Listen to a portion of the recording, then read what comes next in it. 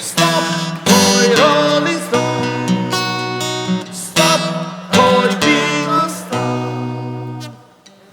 Poi c'è sempre il panico, che non si sa se gli han detto o è adesso. Gli han detto vai nel Vietnam e spara ai Vietcong.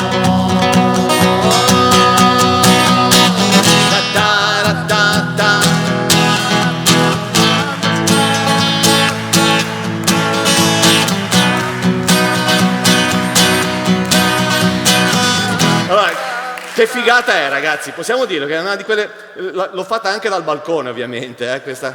Ah no, perché comunque è una di quelle canzoni che la sanno tutti, la cantano tutti, è bellissima canzone del 67, 68, insomma.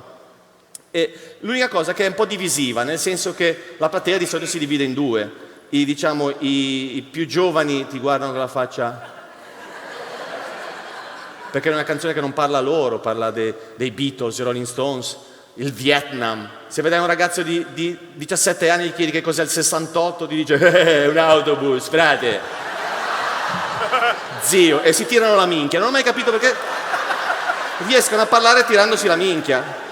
Se non si tira la minchia, zio, no, cioè, lì, cioè, frate. In effetti è vero, se vi tolgo, viene meglio. Invece i meno giovani, di solito a Genova molto meno giovani, fanno parte della canzone, no? Allora è un peccato, perché non riammoderniamo anche questa canzone facendola parlare della società di adesso? Basta il Vietnam, basta il concetto di libertà, no? Ma cose che possono succedere adesso, in modo che anche i ragazzi si possano sentire dentro questa canzone, no? Io l'ho riammodernata, diciamo, può essere una cosa così. C'era un ragazzo che come me amava Gali e Mahmood. Ce l'avete tutti? Mahmood? Soldi, soldi! Quello lì. Girava il mondo con Google Maps, da Borgoratti all'America. Promette via Timavo, New York, guarda un po'.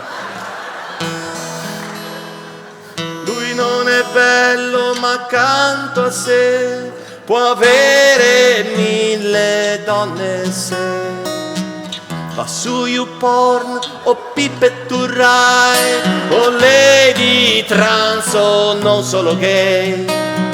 Canta va viva, chi me la dà? Ma ricevette una notifica, la sua bolletta lui non pagò, gli han tolto la fibra ottica. Stop Instagram, stop replay YouPorn.